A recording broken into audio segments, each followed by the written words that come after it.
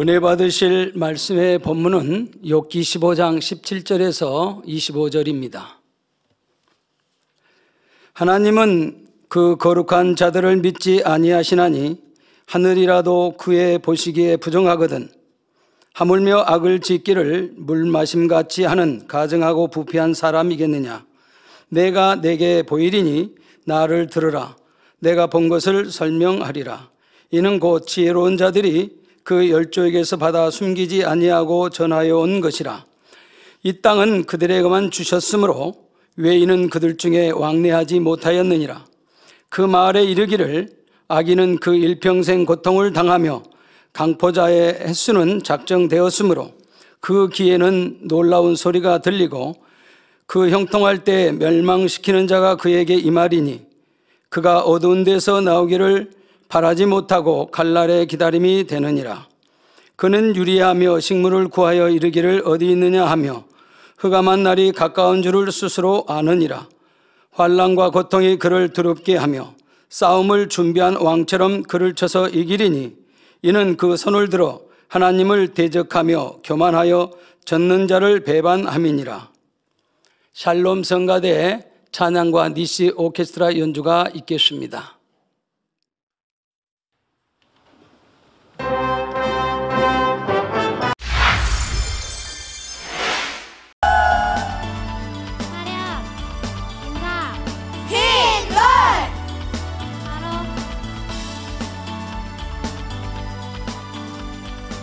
당회장 직무대이신 이수진 목사님께서 욥기 강의 37번째 엘리바스의 두 번째 변론 세 번째 말씀 증거해 주시겠습니다. 특성으로 영광 돌려주신 흰돌 성가대 감사합니다. 네, 우리 성가대 이렇게 아름다운 특성 하려면 여러 주 모여야 하는데요. 우리 학생들이 얼마나 사명을 소중히 여기고 함께 모여 연습하는 시간을 사모하는지 행복하게 준비했습니다. 그래서 너무 생기발랄한 모습, 또 율동 하나하나도 가사를 잘 표현해 주어서 모든 성도님들 함께 은혜 받으셨을 것 같습니다. 감사드리고요. 또 수고해 주신 또 지휘자, 반주자, 또 봉사하신 모든 분들, 또 학부모님들께도 감사드립니다. 강단원화 소개합니다. 한화자는 중국 이교구입니다. 혼영, 관절, 골수를 찔러 쪼개는 말씀으로 영혼이 잘 되게 하셔서 물질과 건강의 축복을 주시고 부흥의 열매를 맺어 우수상을 받게 하신 삼위일체 하나님께 모든 감사와 영광을 돌립니다. 성결의 복음과 권능으로 우리를 인도하시는 당회장님과 직무대행님께 감사드리고 충만하게 불같은 기도를 인도하시는 원장님께도 감사드립니다. 모든 것이 하나님의 은혜임을 고백드리며 2023년 강하고 담대한 믿음으로 천국 새 예루살렘을 침노하고 더욱 힘이 되길 소망하며 강단 헌화를 드립니다. 네, 감사합니다. 네, 보통 예배를 마치면 간증을 드리는데요. 이렇게 좀 설교가 길었거나 또 뒤에 행사가 순서가 있으면 이런 간증을 못 해드리고 이렇게 지나가면 또 그냥 넘어가 버리게 되거든요. 그런데 지난주에도 또 은혜로운 간증들이 몇 편이 있었는데 지금 뭐 해외 소식도 그렇고 뭐 시간 관계상 못 전해드렸어요.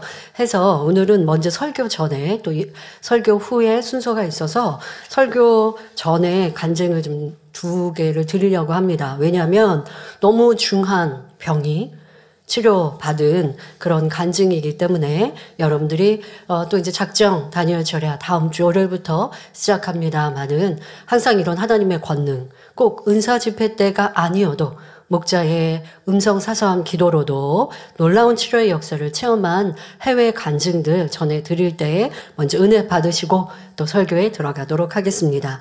일본 오사카 만민교회 74세 스가와라 레이코 집사님의 간증입니다. 코로나에 걸려 작년 10월에 기침이 심해서 입원했는데 검사 중에 우연히 췌장 수치에 문제가 있는 것을 발견하여 다시 전문 병원에서 검사를 받았습니다.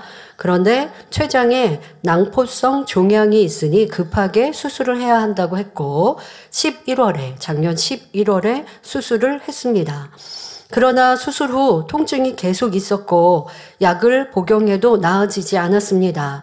이번 병원에 입원한 중에 11월 은사 집회에 온라인으로 참석했고 직무대행님의 기도를 받았고 통증이 사라졌습니다. 그런데 병원 생활을 하면서 혈기를 내었더니 다시 통증이 재발하여 검사를 받았고 12월 8일 병원 검사 결과 악성 종양이라고 했습니다. 그러니까 그전에는 낭포성 종양이라고 해서 수술을 받았는데 그런데 결국 악성 종양이라는 수술을 받고 나서도 악성 종양이 있다라고 하는 결과를 받은 거예요. 의사는 전이 위험이 있으니 빨리 항암 치료를 받아야 한다고 했습니다. 저는 하나님께 의지하기로 결심하고 가족을 설득하여 항암 치료를 받지 않고 퇴원하여 집으로 돌아왔습니다. 집으로 돌아온 후 현재의 생활에 불만하고 감사하지 못한 것, 과거에 잘 나가던 시절을 회상하며 탄식한 것 등을 회개했습니다. 욥기 말씀에 은혜 많이 받으셨겠네요. 은사집회 때 기도받고 통증이 없어졌는데 병원에서 사소한 일로 혈기를 내었던 것도 회개했습니다. 1월 은사집회에 환자 등록하고 참석하여 직무대행님의 말씀에 은혜 받고 마음이 뜨거워져 정령 변화되고자 결단하고 기도를 믿음으로 받았습니다. 이후 2월 14일 당의자님의 환자 기도를 5번 받았습니다. 며칠 후 병원 정밀 검사 결과 놀랍게도 암세포가 전혀 발견되지 않았습니다. 할렐루야. 아예 오진인데 여러분 이런 말씀 아직 우리 성도님들은 그렇지 않은데 아기를 가지고 시청하는 분 중에 혹여 아니면 믿음이 안 되셔서 육신의 생각으로 그리하십니까? 병원에서 검사하고 수술을 받았는데도 통증이 심해서 다시 검사했는데 악성 종양이 나왔고 전이 위험이 있으니까 항암을 해야 한다 하는 그러니까 수술을 했는데도 다 사라지지 않고 도리어 더 악성으로 발전됐기 때문에 이제는 그냥 수술이 아니라 항암을 하자 한 상황이잖아요. 그런데 항암 안 받고 도리어 퇴원을 하고 당의자님의 환자 기도를 받았더니 깨끗하게 사라졌죠. 예, 치료하신 아버지 하나님께 감사와 영광을 올려드리며 전 세계 영혼들을 품고 기도하시는 당의자님께 직무대행님께 사랑하며 진심으로 감사드립니다라고 2월 16일 일본에서 스가와라 레이코 성도님이 보내주셨습니다. 자, 다음은 해외 다른 나라입니다. 해외 인터넷 등록 성도 간증입니다. 리추나 성도 간증인데요.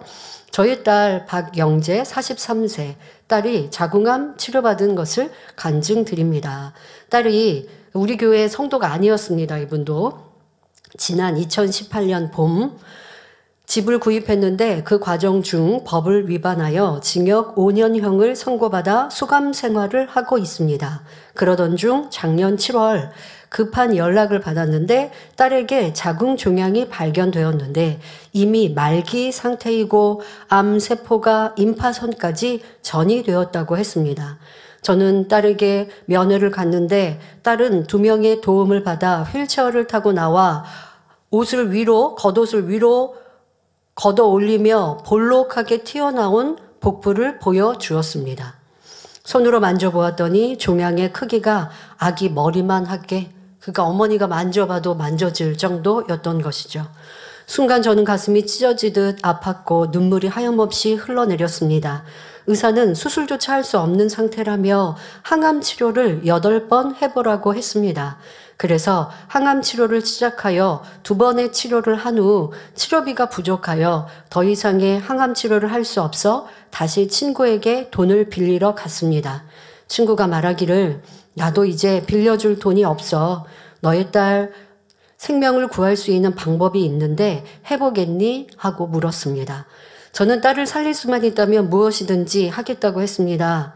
그런데 그 친구는 저에게 십자가의 도를 전하며 예수를 믿으라고 하였고 저는 곧바로 주님을 영접하였습니다. 그리고 친구가 저를 위해 대신 회개 기도를 해주었을 때 저의 눈에는 회개의 눈물이 흘렀고 마음속으로 주님을 믿게 되었습니다. 주님을 영접한 후 당회장님의 설교 말씀을 들으며 딸을 위해 대신 회개 기도를 하였고 딸의 치료와 구원을 위해 날마다 하나님께 메어 달리며 눈물로 부르짖어 기도했습니다. 그리고 매일 녹음된 당회장님의 환자 기도를 받았습니다. 40일이 지난 후 딸은 조금씩 호전되기 시작했고 지난 2월 6일에 면회를 갔을 때는 딸이 휠체어를 타지 않고 걸어서 면회실로 왔습니다. 그리고 저를 보고 어머니를 보고는 웃으며 엄마가 무슨 방법을 써서 내 병이 이렇게 호전되었는지 도무지 이해가 안 돼 라고 말했습니다. 딸은 검진 결과 복부와 전신에 전이된 종양이 완전히 사라졌습니다. 할렐루야. 여러분, 세상에서 말하는 기적입니다. 아버지 하나님의 놀라운 권능의 표적의 역사이죠. 자, 의사와 교도관들도 의아해하며 이것은 오로지 신만이 할 수 있는 기적이라며 거듭 이 일에 대해 얘기하고 있습니다. 저희 딸을 치료해 주신 하나님께 모든 영광을 돌리며 항상 전 세계 영혼들을 위하여 기도하시며 공의를 채워주시는 친애하는 당회자님께도 감사를 드립니다. 저희 딸은 올해 5월에 구속기간 만료로 출소합니다. 주님을 믿고 신앙생활 잘할 수 있도록 기도 부탁드립니다. 감사합니다. 2023년 2월 14일 해외 인터넷 등록하신 성도님이 보내주셨습니다. 꼭 당부드리는데요. 따님이 출소한 후에도 당연히 신앙생활 잘해야 합니다. 신앙생활 잘하지 않으면 그 이유는 다음은 아버지 하나님이 치료하시고 손 대셨어도 보장할 수 없어요. 건강한 삶을 살 수 없어요. 그러니 이런 체험은 꼭 하나님의 역사이고 하나님의 사람의 환자 기도를 통한 역사임을 지금 계시는 곳에서도 잘 전해주시고 신앙생활 잘할 수 있도록 우리 성도님과 또 주변에서도 관리를 잘 해주시고 당사자도 이렇게 하나님을 인정하고 신앙생활 잘할 수 있도록 해주시기 바랍니다. 여러분, 이게 얼마나 기이하고 놀라운 하나님의 역사이십니까? 지어내고 거짓으로 할 수 없습니다. 이 재단은 사실의 간증만 전합니다. 그렇지 않으면 여기저기에서 난리가 나죠. 이거 거짓이라고. 그럴 수 없습니다. 세상이 주목하고 있는 교회이죠. 진실만 전합니다. 하나님의 역사를 거짓으로 우리가 말하면 이 재단에 하나님의 권능 나타나지 않게 그런 일은 상상도 할 수 없어요. 여러분, 이와 같은 하나님의 놀라운 권능의 역사 지금도 동일하게 우리와 함께 하시는데 여러분 안에 무엇을 염려하고 근심하며 힘들어합니까? 아니면 의심합니까? 믿음 없음을 회개하고 참 믿음으로 가시기를 바랍니다. 금요철에 안우야 권사님의 간증을 들으면서 참 많이 은혜를 받았습니다. 그러면서 생각해 보았습니다. 저 권사님은 이 재단에 오시고 그리고 목자를 만나 하나님의 살아계심을 본인의 육체로 이렇게 체험했잖아요. 그리고 많은 간증들이 있어요. 너무나 많은 정말 몸의 치료부터 연약해서 오죽하면 육의 아버지가 너 죽는 게 낫겠다. 다 성인이 되기 전에 그냥 죽는 게 낫지. 왜? 남자 만나 결혼하고 가족 이루었다가 도리어 일찍 죽거나 또 크게 몸이 위태롭거나 하면 그 누가 지금은 육의 아버지 손에서 너를 돌볼 수 있지만 그렇지 않을 때는 그거 너무나 낭패니까 그냥 죽는 게 낫지 않니? 라고 호소하실 정도로 연약한 몸이었고 그런데 이 재단을 만나 치료받았고 그뿐 아니죠. 뭐 열리지 않던 문을 열고 망가진 기계를 고치고 또 물질의 축복도 많이 받고 자, 그걸 다 기억하고 계시죠. 그리고 그런 일들에 대해서 지금도 계속 감사하고 있고요. 여러분, 세상은 이 재단에 대해서 또 하나님의 역사나 목자의 권능에 대해서 믿지 않는 이들은 뭐 그거는 우연이야 라고 말한다든가 부정적으로 말하는 이들이 혹간 뭐 있을 수 있겠습니다만은 그보다 더 마음 아픈 것은 하나님의 권능 역사를 체험하고도 그거는 뭐 우연이야 아니면 뭐 어디든지 그럴 수 있지 라고 목자의 권능을 매도하는 이런 일들이 참 많이 마음이 아픈 일입니다. 그런데 그러다 보니까 여러분들이 목자의 권능으로 치료받은 일들을 말하지 않겠습니까? 입을 다물어야 할까요? 간증하지 말아야 할까요? 축소시켜야 할까요? 그럼 하나님께서 이 권능을 왜 보여주시겠습니까? 하나님께 영광을 돌리고 또 하나님의 사람을 통하여 치료받았으면 당연히 감사해야죠. 여러분들이 혼자 기도해서 치료받은 것 당연히 간증해서 영광 돌려야 합니다. 제가 이런 중환병이 있었는데 제가 금식하고 회개하고 작정하여 기도했더니 이렇게 치료받았습니다. 이 또한도 당연히 간증해야죠. 그런데 그런 간증할 때 여러분 뭐라고 하세요? 제가 이렇게 작정하고 금식해서요. 그렇게 매달렸더니 치료받았어요. 라고 간증하실 거예요. 그런데 하나님의 사람을 통하여 기도받아서 치료받았어요. 그러면 그렇게 도움을 받은 것을 고백하는 게 무엇이 잘못입니까? 그것이 신격화하는 것입니까? 아니죠. 하나님의 영광을 가리는 게 아니고 하나님께 영광을 돌리는 거예요. 하나님은 보이지 않으나 하나님의 사람을 통해서 이렇게 살아계신 하나님을 지금도 나타내 보이고 계시는 걸 우리가 간증하는 것인데 그것을 회방하는 이들이 있다 한들 우리 입을 다물 수 없습니다. 누가 세상이 싫어한다 한들 우리가 간증 안 할 수 없습니다. 축소할 수 없습니다. 마음껏 영광 돌려야 하나님은 이 재단에 지금도 보장하시는 역사를 더 크게 나타내 주시는 것이죠. 하나님은 영광 받기 위하여 우리를 지으셨는데 만나고 체험한 일들 간증하지 않는다면 여러분의 삶을 어떻게 아버지 하나님께서 복 주시겠습니까? 네, 제가 그 간증을 보면서 야, 이분은 내가 언제 이런 것들을 아버지께서 치료해 주셨고 응답해 주셨고 그런데 그것이 다 목자의 권능으로 인함입니다 라고 간증하는 걸 보면서 얼마나 감사하던지요. 자, 여러분들에게 이러한 변함없는 간증이 마음 중심에서부터 감사가 흘러넘치고 있는지. 그러니까 저분은 지금도 간증이 넘치시잖아요. 새로 여러분들 개장하여서 무한 단물 이 눈에 발랐더니 한쪽 쌍꺼풀이 없었는데 수술받지 않고도 곱게 예쁘게 쌍꺼풀이 생겼냐고. 이게 소원이었는데 이런 소원까지 응답해 주시고 하지 않습니까? 여러분 김진용 장로님 도요 단물로 쌍꺼풀이 생겼던 거래요.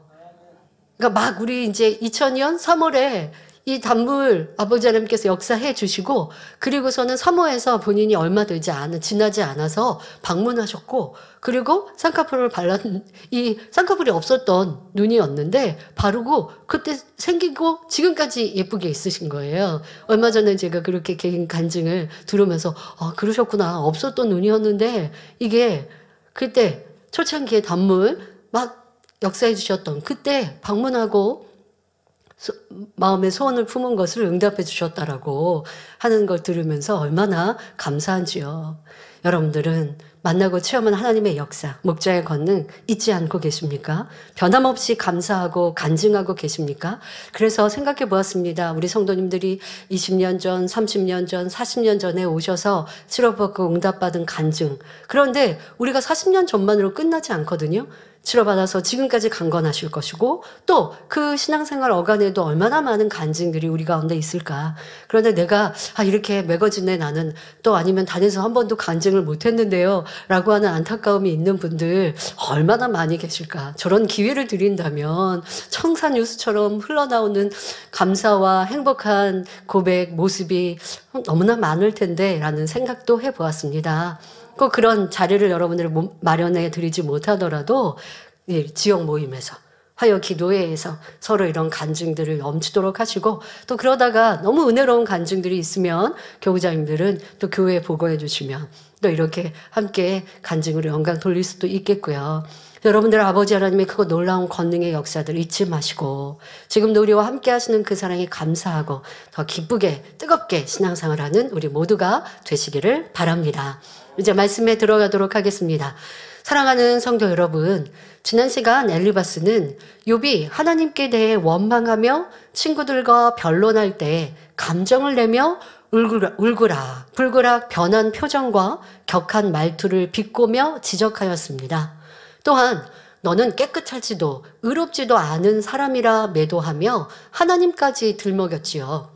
하나님께서 거룩한 자라도 믿지 않으시며 창조하신 하늘이라도 부정하다 하시는데 악을 행하기를 물 마시듯 하는 욥, 너는 하나님께서 어떻게 보시겠느냐 하며 심히 악한 사람이라 정죄하였습니다.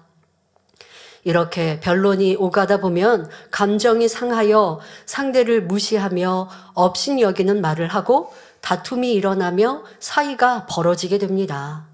또 자신이 옳다 주장하다 보니 거짓된 말도 합니다.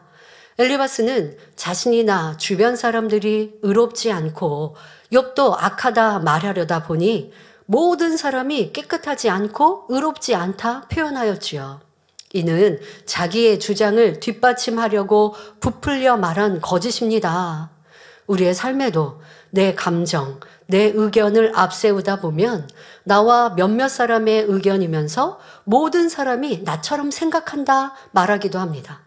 또 내가 불만이 있는 사람은요, 주변에 있는 사람에게 같이 동조해 주기를 바라요.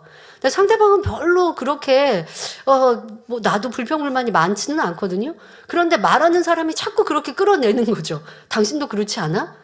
그래서 그냥 대충 넘어가려고, 그 사람과 불화할 수는 없으니까 하고 그냥 얘기했어요. 그러면 또 가서 아니 그 사람도 아무개도 나처럼 똑같이 생각한다고, 내 의견이 맞지 않냐고 이렇게 말하는 사람도 있고요. 지금 말씀드린 것처럼 몇몇 사람에게 같이 의견이 같았던 사람이 몇몇 사람인데 그게 모두의 의견이었다라고 거짓으로 부풀리죠.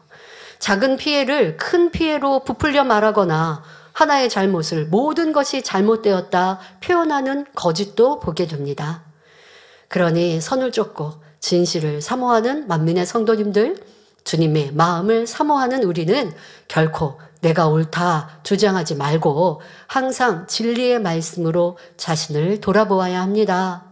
얼마나 낮아지며 상대를 존중하고 섬기는지, 상대의 허물을 보지 않고 남을 나보다 낮게 여기는지, 변론하지 않으며 참고 믿어주는지, 이런 진리로 자신을 비춘다면 내가 가는 곳마다 화평의 열매가 맺힐 것입니다. 도무지 이해되지 않고 악한 상대를 만난다 해도 잘잘못을 따지며 변론하지 말고 긍휼히 여기는 주님의 사랑으로 품어주는 만민의 모든 성도님들이 되시길 바랍니다. 오늘 본문에도 엘리바스는 여러 가지 비유를 들어 욥을 가르칩니다. 욥기 15장 17절 18절에 내가 내게 보이리니 나를 들으라. 내가 본 것을 설명하리라. 이는 곧 지혜로운 자들이 그 열조에게서 받아 숨기지 아니하고 전하여 온 것이라 말합니다. 다시 말하면 욥아, 내가 우리의 말, 친구들이 하는 우리의 말을 듣지 않으니 이제는 선진들을 통해 전해 내려왔던 말로 깨우침을 줄 것이야. 그러니까 잘 경청해라. 이렇게 말하는 것입니다. 그동안 엘리바스는 자신의 지식을 총동원해 욥을 설득해 보았지만 욥이 귀담아 듣지 않자 이제는 선진들의 말을 인용하겠다는 것이지요. 하나님께서 모세나 선진들을 통해 주셨던 말씀들이 지혜로운 사람들을 통해 기록되어 전수되어 내려왔습니다. 그러면 선진들로부터 전수되어 내려온 말들이 어떤 내용인지 다음 구절을 살펴보겠습니다. 욥기 15장 19절에 이 땅은 그들에게만 주셨으므로 외인은 그들 중에 왕래하지 못하였었느니라 말합니다. 여기서 이 땅은 이스라엘 땅을 말합니다. 이스라엘 땅은 하나님께서 선민에게 정하여 주신 땅이므로 이방인은 그들 중에 왕래하지 못하게 가르쳤습니다. 요엘서 3장 17절에 예루살렘이 거룩하리니 다시는 이방 사람이 그 가운데로 통행하지 못하리로다 말씀하고 있지요. 하나님께서는 선민 이스라엘을 출애굽시키신 뒤 장차 가나안 땅에 들어가거든 이방인들을 다 진멸하라 명하셨습니다. 만일 이 말씀에 순종하지 않는다면 그 땅에 거하던 이방인들이 이스라엘 백성들에게 가시와 올무가 될 것이라 말씀하셨지요. 신명기 7장 16절에 내 하나님 여호와께서 내게 붙이신 모든 민족을 내 눈이 긍휼히 보지 말고 진멸하고 그 신을 섬기지 말라. 그것이 내게 올무가 되리라 하셨습니다. 혹자는 모든 사람을 진멸하는 것은 너무 가혹한 일이 아닌가 하는 의문을 갖기도 하는데 하나님께서 이렇게 명하신 데는 그만한 이유가 있습니다. 가나안 땅의 거민들은 극심한 죄악 가운데 타락한 삶을 살고 있었습니다. 특히 많은 우상들을 음란하게 섬기고 있었지요. 만일 이스라엘 백성들이 이방 민족과 함께 거한다면 그들이 섬기는 우상이나 그들의 잘못된 관습과 악행에 물들 수 있기 때문에 하나님께서는 그들을 진멸하라 명하신 것입니다. 하나님이 너무 엄격하시고 사람들을 억압하시는 것 아닌가 결코 오해해서는 안 됩니다. 우리 사람은 환경의 영향을 쉽게 받으며 그로 인해 멸망으로 가기 때문에 사랑의 하나님은 미연에 막으신 것이지요. 한 가지 일화, 바로 이스라엘 백성들에게 있었던 일화를 예를 들어 드릴 때 왜 하나님께서 이렇게까지 엄히 이방인들과 교류하지 말고 그들을 진멸하라 하셨는지 깨달으시길 바랍니다. 아직 가나안 땅을 정복하기 전 이스라엘 백성들에게 있었던 일입니다. 아론이 먼저 죽었고 이스라엘 백성은 모세 선지자와 함께 가나안 땅을 향해 길을 떠났습니다. 약 40년의 광야 연단을 마치고 그리고 이제 가나안 땅을 향해 갈 때에 아직 요단을 건너기 전, 이제 요단강을 건널 때는 여호수아와 함께 했죠. 그런데 그러기 전 가나안이 보이는 모압 평지에 자리를 잡습니다. 그러니까 광야에서 다시 길을 떠나서 가나안을 보이는 곳, 이 모압 평지에 잠시 머물고요. 그렇게 광야에서 떠나서 모압 평지까지 가는 길 중에도 이방 나라들이 있잖아요. 그러니까 그 이방 나라들과 어찌할 수 없이 전쟁이 일어났습니다. 자, 그리고 그 중에 이방 나라들과 싸우게 됐는데 이때는 이제 모세 선지자와 함께 했을 때입니다. 모든 전쟁에 대승하였습니다. 그런데 이 일을 보고 두려워하던 모압의 왕 발락이 꾀를 써서 하나님과 이렇게 교통을 한다라고 하는 발람이라는 사람을 불러서 이스라엘 백성을 저주하게 합니다. 왜? 이제 우리 땅을 지나가는 이스라엘 백성들의 이 길이거든요. 그런데 우리 땅을 지나기 앞서서 지금 여러 왕들을 싸웠고 다 이겼어요, 이스라엘이. 그럼 이제 우리 땅을 지나가게 되는데 그러면 당연히 우리도 공격할 것이고 그럼 우리가 멸망하잖아요. 그러니 이스라엘을 저주하게 해달라고 발람이라는 사람, 이가 하나님과 교통한다라는 것을 알고 그에게 부탁을 합니다. 그런데 하나님께서는 발람에게 말씀하십니다. 이스라엘을 저주하지 못하게 하시며 반대로 축복의 말씀만 주셨지요. 그런데 이 발람은 물질에 현혹돼 버렸어요. 발락 이 왕이 자신을 이스라엘을 저주하라고 초대하고 자신을 모실 때에 많은 물질, 이 물질을 약속하고 물질을 주었거든요. 처음에 하나님께서는 아예 그들과 가지 말라. 그 왕에게 모압 왕이 너를 부르러 올 때 가지 말라고 말씀을 주셨는데도 그런데 자기를 부르러 올 때 보니까 이 많은 힘 있는 이들이 자기를 부르러 왔고 또 자기에게 많은 복을 약속하거든요. 그러니 또 하나님께 여쭙습니다. 하나님께 다시 여쭙는다는 자체가 이미 순종할 마음이 아니기 때문에 하나님은 억지로 이끄시는 분이 아니에요. 사람에게 자유의지를 주셨기 때문에 그 자유의지에 따라 선택하기를 원하시지, 너 이렇게 하면은 화가 임해, 너 그렇게 하면 내가 재앙을 내릴 거야, 그러니까 절대로 세상 사랑하면 안 돼, 그런 하나님이 아니세요. 그렇게 이끌어가지 않으시는 걸 우리는 이 발람을 통하여서도 알아야 합니다. 그러니까 하나님께 다시 여쭈니까 하나님이 그러면 그들과 함께 가라 하시죠. 그러면 사람들은 아니 가라고 하셔놓고 하나님이 허락하셔서 갔는데요, 이렇게 말한단 말이에요. 여러분 삶 속에서도 그런 일들이 많단 말이에요. 내가 불순종해놓고 불순종할 마음인 걸 하나님이 아시니 억지로 억압하지 않으셔서 그 자유주의에 따라 그냥 두셨는데, 왜 하나님이 나 이렇게 범죄하는데 그냥 두셨어요 한다든가, 하나님께서 그냥 두셔서 저 이렇게 했는데요 하면 아니 되는 것이죠. 자, 이렇게 발람은 하나님의 뜻을 알았기에 이스라엘은 저주하지 못합니다. 그리고 하나님이 주신 축복의 말씀만 전해요. 그런데 모압 왕에게 받은 게 많잖아요. 그러니 그 땅을 떠나면서 꾀를 내어서 이스라엘의 저주가 임할 일을 말합니다. 이렇게 하면 이스라엘의 땅에 이스라엘 백성들에게 큰 어려움이 임하여서 하나님께서 그들을 싫어하시게 될 거다라고 하는 일을 얘기합니다. 그것이 무엇이냐? 바로 모압인들의 모임에 이스라엘 백성들을 초대하게 하는 것이죠. 자, 이스라엘 백성들은 지금까지 우상 숭배에 대해 그렇게 많이 모세 선지자를 통해 들었습니다. 그리고 계시를 받으러 모세 선지자가 시내산에 올랐을 때 남아있었던 백성들이 우상을 만들어 섬김으로 하나님이 싫어버린 바 되는 이런 일들도 분명히 체험하였거든요. 그런데 모압의 땅에 초대를 받고 갔더니 모압의 여인들이 먹고 마시며 우상 앞에 제사를 하고 합니다. 그때 현혹되어 이스라엘 그 자리에 함께한 이스라엘 백성들이 우상 앞에 절하더라는 것입니다. 지금 여러분 이러한 일들이 오늘 대예배에도 어떻게 첫사람 아담의 아들 장자인 가인이 한 세대도 넘어가기 전에 이런 큰 죄를 범했는가라고 말씀하셨는데 결국 우리 인생이죠. 우리 마음이죠.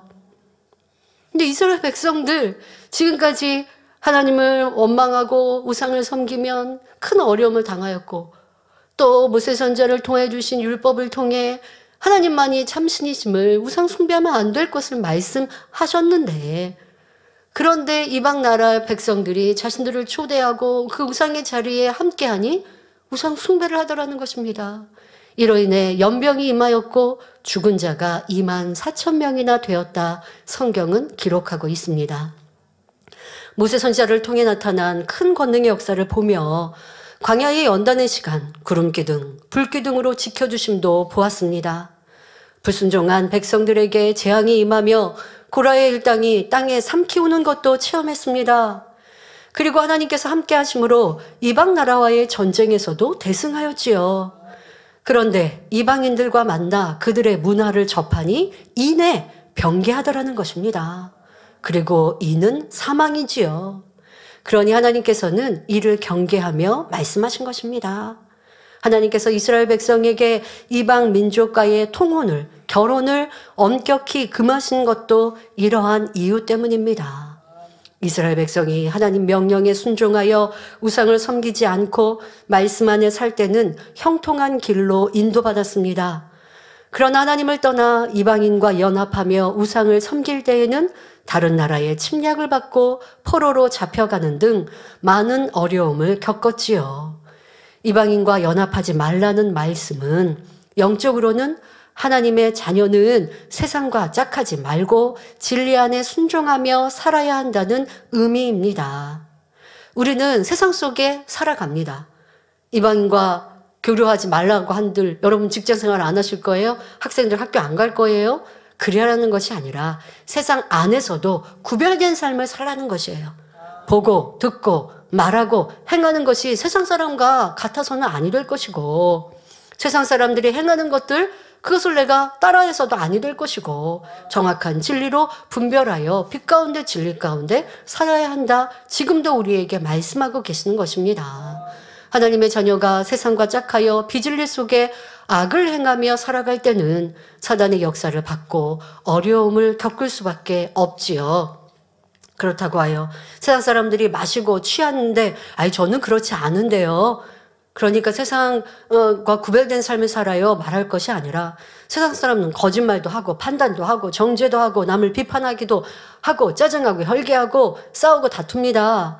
그러한 악을 행하는 것 이것 자체가 내가 이방인과 다를 바가 없는 모습이죠. 정확한 진리대로 빛 가운데로 하라 지키라 버리라 하는 이 말씀대로 순종하는 것 이것이 우리 이방인과 다른 모습인 것입니다. 자, 그런데 엘리바스가 이처럼 이스라엘 백성을 비유로 드는 것은 욥을 깨우쳐 주기 위함입니다. 욥이 불순종한 이스라엘 백성들처럼 하나님 앞에 합당치 않으니 시험 환란이 온 것이라고 혹독하게 질타하고 있는 것입니다. 아주 수준 높은 비유의 말씀이죠. 이어서 엘리바스는 욥기 15장 20절에 그 말에 이르기를 다시 말하면 선진들의 말에 의하면 악인은 그 일평생의 고통을 당하며 강포자의 횟수는 작정되었으므로 라고 말합니다. 여기서 강포자란 우악스럽고 사나운 자를 말합니다. 지금 엘리바스는 욥을 악인이요 강포자라 책망하고 있는 것입니다. 선민 이스라엘과 함께할 수 없는 이방인들처럼 욥도 그러한 악인이요 강포자에 속한다고 비유하여 말한 것이지요. 즉 욥은 악인이요 강포자 중 한 명이기에 하나님께서 욥을 어떻게 처리하실 것인지 이미 작정이 되어 있다는 것입니다. 사랑하는 성도님들, 여러분들은 누군가에게 이런 질타, 이런 말 해보신 적이 있는지요? 그래서는 안 되겠죠. 너는 심히 약해. 꼭 그 앞에 사람 얼굴을 맞대서 말하지 않더라도 335 얘기하면서 아무개 제3자 그 사람은 심히 약해. 어떻게 그렇게 악을 밥 먹듯이 해? 어떻게 그렇게 거짓되어서? 이러한 비판의 말들, 엘리바스가 지금 욥에게 하는 말같이 이런 말들이 여러분들 안에 입술에 있었는지, 주님을 만나기 전, 하나님을 믿기 전이라면 회개해서, 그리고 그런 입술에 악한 말들을 내지 않았다면 여러분들 지난 과거에 그런 악한 말들을 내었어도 용서받았으나 주님을 믿는다 하고 신앙생활을 한다 하면서도 내가 도무지 저 사람은 악해, 어떻게 저런 모습을 행하지? 라고 하며 이런 비판의 말들을 내었다면 엘리바스와 다를 바가 없습니다. 제가 볼 때 그 사람 진짜 심히 악해서 그래요. 있을 수 없는 악을 행해서 그래요. 아니요. 여러분들의 심판자 되시지 말라고요. 명백한 악을 행했다 한들 그것을 불쌍히 긍휼히 여기는 마음이어야 하고, 심히 악을 행했는데 어찌하나 그러면 안 되는데 라는 안타까운 마음이어야 하고, 또 남의 일에 상관하지 않아야죠. 남의 죄악이 여러분들이 상관해서 뭐 유익이 된다고요. 자, 엘리바스와 친구들의 모습 속에 이 모습이 그냥 엘리바스의 모습, 친구들의 모습이 아니라 내게 가까운 지금 수년의 시간 속에 나의 모습은 아니었는지 생각하고 철저히 내가 악인이었습니다. 회개해야 할 것입니다. 엘리바스는 지금 욥에게 이런 말을 하는 거예요. 악인이 일평생의 고통을 당한다라고 말을 하였습니다. 자, 지금 이렇게 말하는 말은 틀림없는 하나님의 말씀입니다. 혹자는 악인이 오히려 형통하다, 악인이 잘 된다라고 말하지만 성경을 보면 악인이 결국 악인의 결국이 어떠함을 자세히 알려주십니다. 시편 1편 6절에 대저 의인의 길은 여호와께서 인정하시나 악인의 길은 망하리로다 했으며, 잠언 24장 19절 20절에 너는 행악자의 득이함을 인하여 분을 품지 말며 악인의 형통을 부러워하지 말라. 대저 행악자는 장래가 없겠고 악인의 등불은 꺼지리라 말씀했지요. 반드시 선악간에 심판이 있고 악인은 잠시 형통해 보여도 결국은 영원한 지옥불에 떨어질 것이므로 악인의 형통을, 악인이 잘 되는 것을 부러워할 필요가 없는 것입니다. 꼭 부러워하지 않아도 저 사람이 악인인데 왜 저렇게 잘 되지? 왜 심판이 임하지 않지?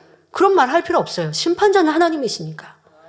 그리고 지금 어려움을 당하지 않고 그가 자기 잘못에 대한 보응을 받지 않는 것은 더 큰 두려움이거든요. 왜요? 하나님께서는 사생자에게 손도 대지 않으시니까. 하나님을 믿었는데 죄악 가운데 악인의 길로 갑니다. 심히 죄악으로 쌓였습니다. 그런데 뭐 병도 안 오고 어려움도 안 겪는 것 같고 뭐 모든 일이 잘 되는 것 같은데요. 그리고 그런 사람은 또 자기를 막 드러내요. 잘 됐다라고 얘기하잖아요. 이상한데? 이상할 필요가 없어요. 더 안타까운 일이죠. 사상자로 하나님께서 어떠한 체벌도 하시지 않는다면 회개하고 돌이킬 기회가 없는 것이니까요. 그러니까 여러분들이 그러한 일들로 여러분들 스스로가 평가를 하실 필요가 없어요. 하나님은 분명 선악간에 엄중히 심판하십니다. 자, 그런데 엘리바스는 욥을 이러한 악인과 강포자로 취급하며 그 종말이 어떻게 정해졌는지를 이어서 설명합니다.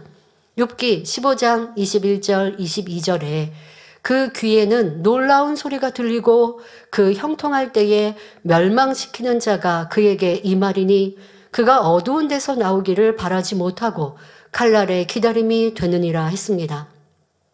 그 귀에는 놀라운 소리가 들린다 했는데 그동안 욥의 귀에 얼마나 놀라운 소리가 들렸습니까? 재산이 다 무너지는 소리, 자녀들이 죽었다는 소리, 사육하던 짐승들이 죽어가는 소리가 들렸습니다. 뿐만 아니라 아내가 자기를 버리고 업신여기는 말을 퍼부었고 일가 친척도 멀리했습니다. 더구나 몸에는 악창이 나서 신음소리가 물이 쏟아지는 것처럼 흘러나왔고 탄식 소리가 끊이지 않았지요. 욥은 계속하여 놀라운 소리만 듣게 되었던 것입니다. 이 일들이 일어나기 전에는 욥이 얼마나 형통함 속에 살았습니까? 그러나 시험 환란이 닥치니 형통함은 일시에 무너져 내리고 욥은 죽음 직전까지 이르고 말았습니다. 엘리바스가 보기에는 이처럼 엄청난 시험 환란 속에 빠진 욥은 다시 나올 길이 없습니다. 그러니 그가 어두운 데서 나오기를 바라지 못하고 칼날의 기다림이 된다 말하는 것입니다. 여기서 칼날의 기다림이 된다는 것은 무슨 의미일까요? 칼날은 베기 위해 필요한 것입니다. 칼날의 기다림이 되었다는 것은 욥이 지금 많은 사람들로부터 멸시, 천대와 조롱을 받으며 심장을 칼로 도려내는 듯한 아픔을 당하고 있는 상태를 말합니다. 즉 칼날의 기다림이 되고 있는 상태이기에 어두운 곳에서 나오기를 바랄 수도 없는 처지가 되었다는 것입니다. 욥아, 너는 악인이요 강포자이기에 형통한 것 같았으나 하나님이 역사하셔서 저주를 받았고 이제는 칼날의 기다림이 되었으니 시험 환란에서 구원받을 것을 바라지도 말아라. 악인이나 강포자는 멸망이 작정되어 있는 것이다. 이제 사람들이 너를 조롱하고 저주하고 찌르는 일만 남아있는 것이다. 이렇게 말하고 있는 것입니다. 욥은 스스로 의인처럼 살아왔다고 생각하고 있는데 친구로부터 악인이요 강포자라고 혹독하게 매도하는 말을 들으니 욥의 마음이 얼마나 괴롭겠습니까? 더구나 성령시대가 아닌 그 당시에 한 사람도 아니고 3명의 친구가 연달아 공격을 하니 속이 부글부글 끓어오를 수밖에 없지요. 그만큼 욥의 친구들의 잘못과 책임도 크다는 것을 알아야 합니다. 여러분 이렇게 세세하게 설명해 드리니 욥이 친구들의 권면을 받지 않으니까 계속 이런 변론이 일어나 이렇게 성경을 읽을 때는 생각하셨어도 욥의 친구들의 잘못도 굉장히 크구나 라는 것 아셨지요.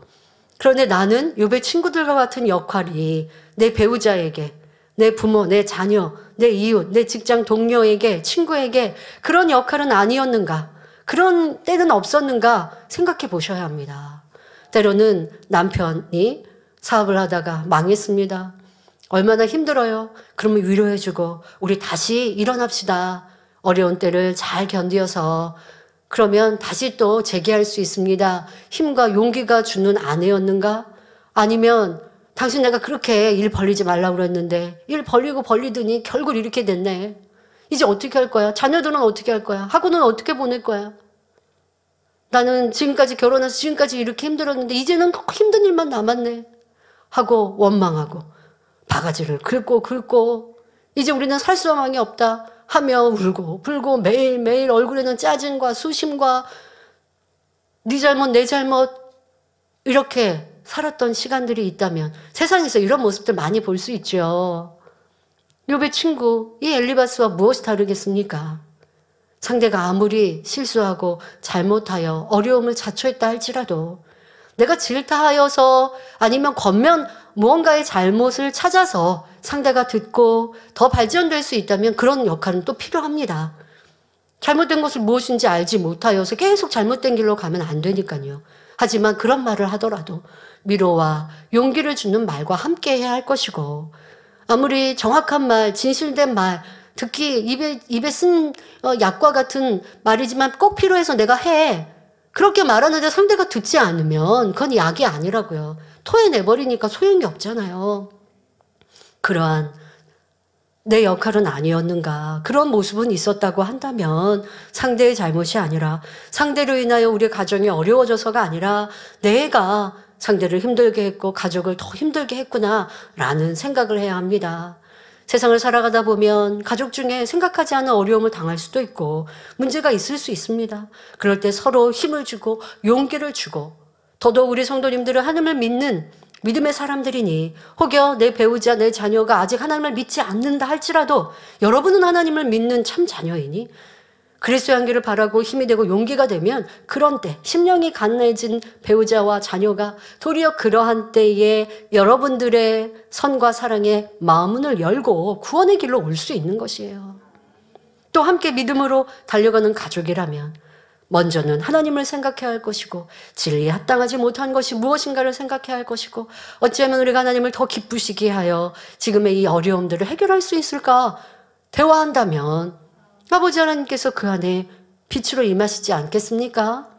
그런데 엘리바스와 욥의 이러한 변론이 아무도 살리는 것이 아닌 점점점 죽이는 것이요.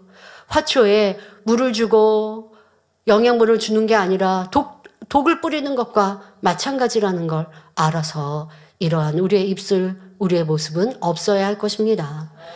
작게도 직장 안에서도 마찬가지입니다. 그렇다고 해서 여러분들이 상대에게 기분 좋은 말만 하라는 건 아닙니다. 때로는 겉면도 필요하고 진실된 말도 필요하지만 그런 말이라 한다 할지라도 힘과 용기, 사랑 속에 해야 하는 것이죠. 그래서 그리스도의 향기를 바라는 선과 사랑만 있는 만민의 모든 성도님들 어디 가든 사랑받고 환대받는 우리가 되시기를 바랍니다. 이어지는 욥기 15장 23절에 그는 유리하며 식물을 구하여 이르기를 어디 있느냐 하며 흑암한 날이 가까운 줄을 스스로 아느니라 말합니다. 그러니까 이런 포학자, 행학자는 이러하다라고 말하는 것이죠. 욥은 부유한 사람이었으나 저주받아서 망해버렸고 결국 어둠 가운데서 나오지 못할 형편에 처했으니 이제는 떠돌아다니며 먹을 것을 구걸할 수밖에 없다라고 말하는 의미입니다. 흑암한 날이 가까운 줄을 스스로 안다는 것은 흑암의 권세에서 나오지 못하여 방황하다가 결국 나는 도저히 회복할 길이 없구나, 나는 이제 끝장이구나 하며 스스로 앞날이 없음을 알게 된다는 것이죠. 여러분, 이 얼마나 혹독하고도 무서운 저주의 말입니까?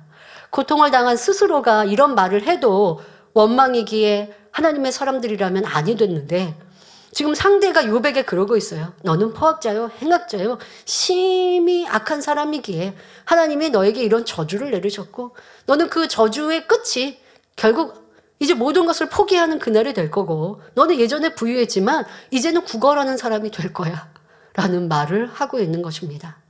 엘리바스가 욥에 대하여 감정이 상하고 악에 바치니 해서는 안 되는 말들을 쏟아내고 있습니다.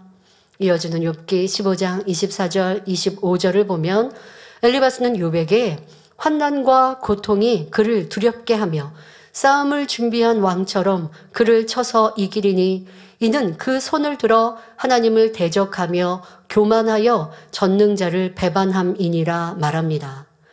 욥은 환난과 고통 속에서 하나님을 두려워했습니다. 욥기 9장 34절 35절에서 욥은 만일 하나님이 자기를 두렵게 하지 않으신다면 마음껏 하고 싶은 말을 할 텐데 하나님이 두려워 절제한다고 했지요. 욥의 이러한 상황을 엘리바스는 환난과 고통이 그를 두렵게 한다 말한 것입니다. 또 싸움을 준비한 왕처럼 그를 쳐서 이긴다라고 했는데 만일 왕이 수년 동안 철저히 싸움을 준비한다면 얼마나 수월하게 상대를 쳐서 이기겠습니까? 이는 결국 욥이 이길 수 없는 환난과 고통 속에 빠져 있음을 표현하는 말이지요. 이어지는 엘리바스의 말을 보면 욥이 이처럼 회복할 수도 이길 수도 없는 환난과 고통 속에 빠져 있는 이유를 설명합니다. 즉 욥이 그 손을 들어 하나님을 대적하며 교만하여 전능자를 배반하였기 때문이라 말하지요. 욥의 친구들이 보기에 욥은 하나님을 대적해 왔습니다. 사람들이 서로 다툴 때 주먹이나 손가락으로 삿대질을 하듯이 손으로 하늘을 가리키며 대적하는 모습이었던 것입니다. 뿐만 아니라 욥이 교만하기 때문에 하나님 말씀에 순종하지 않았으며 전능자를 배반했고 그러니 지금과 같은 환난과 고통 속에 빠지게 되었다고 설명하고 있습니다. 엘리바스의 말처럼 사람이 하나님 말씀에 아멘하지 않고 불순종하는 것은 바로 내가 살아있고 교만하기 때문입니다. 우리 예수님께서는 하나님과 근본 하나이신 분이지만 자기가 없으셨고 하나님 뜻에 온전히 순종만 하셨습니다. 고린도서 1장 19절에 우리 곧 나와 실로아노와 디모데로 말미암아 너희 가운데 전파된 하나님의 아들 예수 그리스도는 예하고 아니라 함이 되지 아니하였으니 저에게는 예만 되었느니라 말씀한 대로이지요. 결국 예수님께서는 십자가에 달려 죽기까지 온전히 순종하심으로 구원의 섭리를 이루셨습니다. 이러한 예수님처럼 이러한 우리도 예수님께서 본을 보이신 것처럼 하나님 말씀이라면 환경과 조건에 상관없이 예와 아멘으로 순종할 수 있어야 합니다. 그런데 본문에서 엘리바스가 욥에게 내가 교만해서 하나님께 불순종했고 하나님을 배반했다고 하는 말은 욥에 대한 판단임을 알아야 합니다. 욥의 친구들은 욥이 하는 말만 가지고 욥을 책잡아서 넌 악인이다, 강포자다, 교만하다라고 판단, 정죄하고 있습니다. 그러나 욥의 중심은 그렇지 않았고 또 하나님을 대적할 마음도 없기 때문에 욥은 친구들의 말을 인정할 수가 없었습니다. 욥은 친구들이 욥에 대해 알지 못할 뿐 아니라 그들의 말이 자신을 이해시키지도 못했고 또 욥의 생각과 뜻에 맞지 않기 때문에 끊임없이 변론한 것입니다. 친구들이 너무 엉뚱한 말을 하니 욥은 결국 그들을 상대하지 않고 하나님과 변론하겠다고 말할 수밖에 없었던 것이지요. 그런데 욥이 이처럼 친구들을 무시할수록 친구들은 더욱 욥을 오해하며 판단에 판단을 더해가고 있는 상황입니다. 그러니 서로 간의 감정의 벽도 점점 두꺼워져 갈 수밖에 없지요.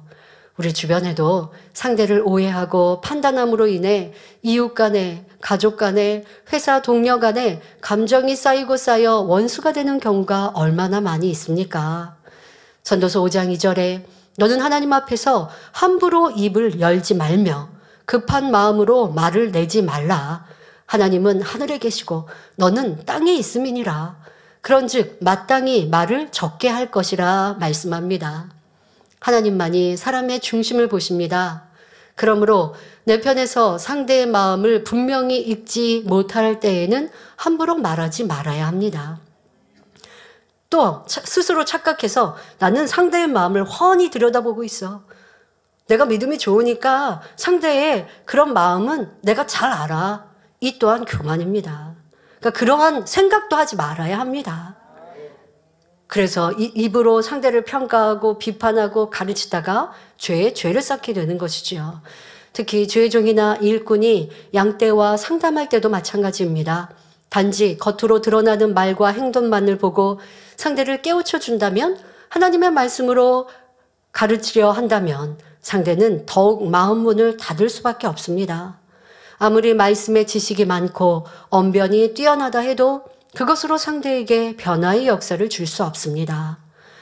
그래서 고린도전서 4장 20절에 하나님의 나라는 말에 있지 아니하고 오직 능력에 있음이라 말씀하신 것이지요. 그러면 상대에게 바른 길을 깨우쳐주고 회개시키려면 어떻게 해야 할까요? 무엇보다도 성령의 음성을 듣고 주관을 받아서 상담해 주어야 합니다. 고린도전서 2장 10절에 오직 하나님이 성령으로 이것을 우리에게 보이셨으니 성령은 모든 것, 곧 하나님의 깊은 것이라도 통달하시느니라 말씀합니다. 우리가 마음을 진리로 읽으면 각 상황에 맞는 답이 무엇인지 성령의 음성을 통해 밝히 알 수가 있습니다.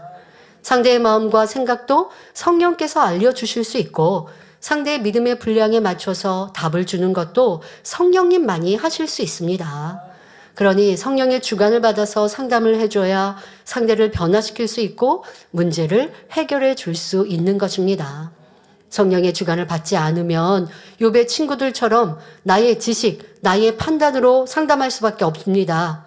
그러므로 부지런히 마음을 진리로 일구어 성령의 음성을 듣고 성령의 주관을 받을 수 있어야 하겠습니다. 결론을 말씀드립니다. 사랑하는 성도 여러분, 엘리바스는 감정이 최고조로 격해지니 친구인 욥에게 결코 해서는 안 될 저주의 말까지 쏟아내고 말았습니다. 여러분은 하루 동안에 어떤 사람들과 무슨 말을 나누며 살아가고 계십니까? 지금은 매스컴과 함께 말의 홍수 시대라고 해도 과언이 아닐 정도의 시대에 살고 있습니다. 어디를 가도 서로 자기 주장만 옳다하고 남의 말에 귀 기울이지 않으며 말로 하면 결코 지지 않는 말 잘하는 사람들이 많습니다. 흔히 땅에 씨를 뿌리면 싹이 나고 열매를 맺게 되는 과정은 당연히 여기면서 내가 뿌린 말의 씨앗이 어떤 열매를 거두게 될 것인지는 생각하지 못하지요.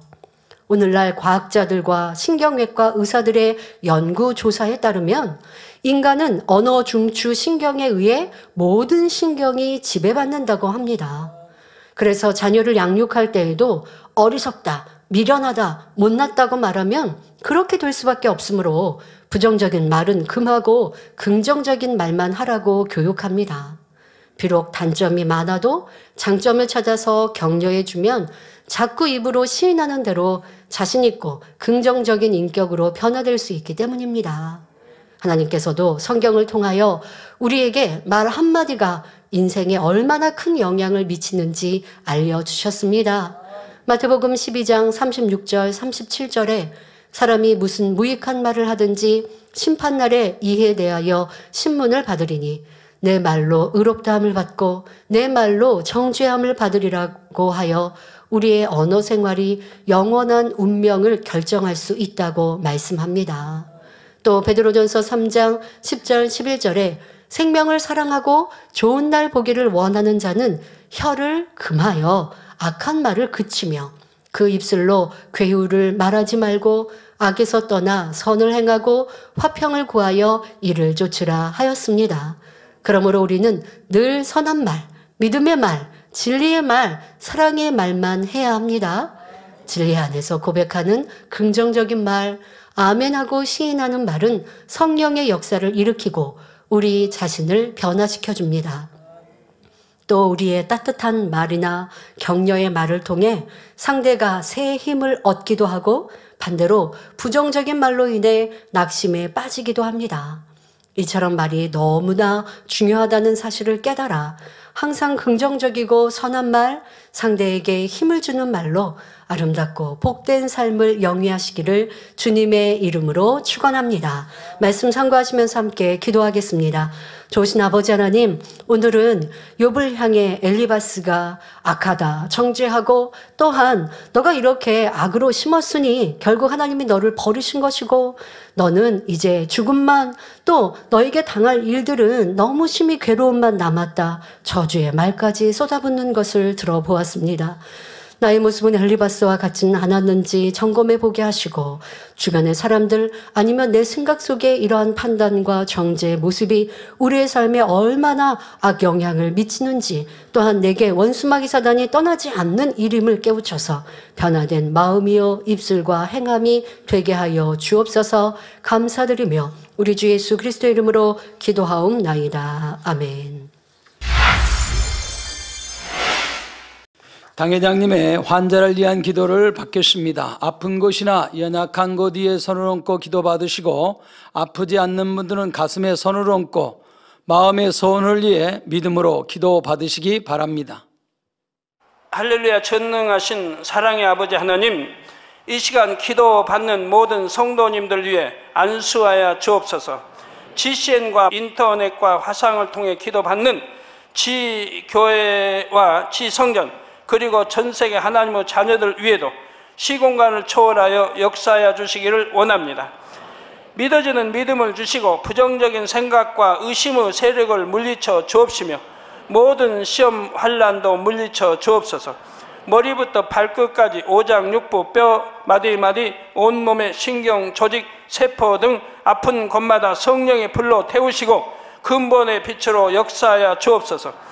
예수 그리스도의 이름으로 명하노니 원수마귀 사단 모든 질병 균 연약함아 물러가라. 빛이여 임하라. 모든 불치 난치병도 성령의 불로 태워 깨끗하게 역사하여 주옵소서. 말라리아를 비롯한 모든 풍토병도 물리쳐 주옵소서. 감기, 기침, 열, 몸살, 독감 등 각종 유행성 질병도 다 물러가라. 어떠한 유행성 질병 균도 틈타지 않게 지켜 주옵소서. 위암, 폐암, 간암, 유방암, 자궁암, 대장암, 피부암 등 각종 암과 에이즈, 백혈병, 뇌졸중, 고혈압, 저혈압, 심장병, 폐병, 위장병, 당뇨, 부인병, 피부병, 갑상선 질환과 모든 염증도 깨끗게 하여 주옵소서. 소아마비, 중풍, 관절염, 디스크도 온전케 하여 주옵소서. 요통, 두통, 신경통을 비롯한 모든 통증은 사라질지어다. 간질, 자폐증, 우울증, 조울증, 노이로제 등 모든 정신질환도 물러가라. 모든 마비된 것도 풀어지고 일어나 걷고 뛸지어다. 눈도 잘 보이게 하옵시고 귀도 잘 들리게 하여 주옵소서. 소경은 눈을 뜨고 기머거리는 들으며 벙어리는 말할지어다. 각종 사고, 후유증도 깨끗게 하시고 부러진 뼈도 붙여 주옵소서. 화상 입은 것도 온전케 하옵소서. 화기야 물러가라. 열도 물러가라. 아버지 흉터도 나지 않게 역사해 주시기를 원합니다. 마약을 비롯하여 각종 약물과 독극물 중독도 깨끗함을 입을지어다. 죽은 신경과 세포가 살아나며 죽은 자도 살아나게 하여 주옵소서. 잉태의 축복도 주시기를 원합니다. 잉태 축복을 받으라. 예수 그리스도의 이름으로 명하느니 원수마귀 사단아, 하늘 공중 곳에 잡은 악의 영들아 물러가라. 그의 사자들도 물러갈지니라. 이 땅의 악한 영, 더러운 영, 거짓되고 간사한 영, 이간질하고 미혹하는 모든 어둠들은 물러가라. 모든 흉악의 결박을 풀고 어둠아 물러가라. 빛이여 임하라. 아버지 하나님, 부르짖어 기도할 수 있는 능력을 주시고 죄를 버리고 성결될 수 있는 능력을 주옵소서. 영혼이 잘됨같이 범사에 잘되게 하시고 가정의 복음화도 이루어 주시기를 원합니다. 한 주간도 모든 사고와 재앙으로부터 지켜주시고 불통이 없는 형통한 삶을 살 수 있도록 축복해 주옵소서. 성령의 불담으로 천군 천사와 주님의 불꽃 같은 눈동자로 모든 하나님의 자녀들과 가정, 일터, 사업터를 지켜주시기를 원합니다. 학생들에게 지와 명철을 더하시고 공부도 할 수 있는 뜨거운 마음과 열정도 더하여 주옵소서. 마음과 생각을 세상에 빼앗기지 않도록 지키시고 하나님을 뜨겁게 사랑하는 학생들로 축복하여 주옵소서. 하나님의 자녀들이 먹으나 마시나 입으나 무엇을 하든지 하나님 앞에 영광 돌리는 삶이 되게 축복하여 주시기를 원합니다. 나는 하나님을 만났노라, 체험했노라, 응답 받았노라, 축복 받았노라, 간증하는 입술이 되게 역사하여 주옵소서. 아버지 하나님 감사합니다. 홀로 영광 받으옵소서. 우리 주 예수 그리스도의 이름으로 기도하옵나이다. 아멘. 涙の中おらる主、愛の主、それは命与える救い